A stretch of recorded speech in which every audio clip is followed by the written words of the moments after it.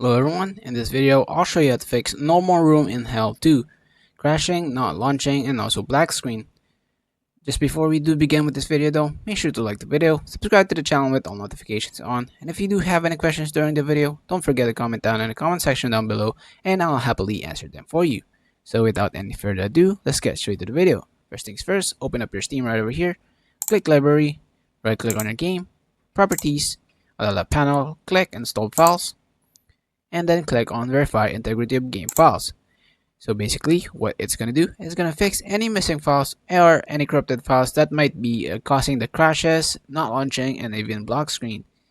Wait for it to finish. As you can see, it is loading up. Once done, it should say all files successfully validated. As you can see, close that out and relaunch your game. Now if the problem still persists, right click on your game once more, hover up to manage, browse local files, right click on your game right over here. Make sure it's the .exe for your game, executable file. Click Properties, Compatibility, and make sure to check Disable Full Screen Optimization and run this program as administrator. Click Apply, then OK, and relaunch the game from the folder itself and see if the problem still persists. Now make sure to also try to disable all in-game overlays, like if you have the settings for Discord, once it's open, go ahead and turn off in-game overlays, or even if you currently have an Xbox app on your PC, close that out as well. Just go ahead and temporarily close them out.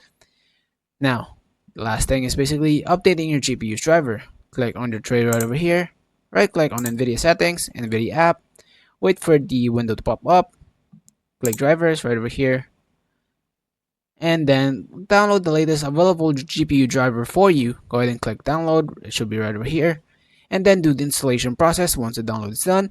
And what I'd recommend is basically doing the express installation.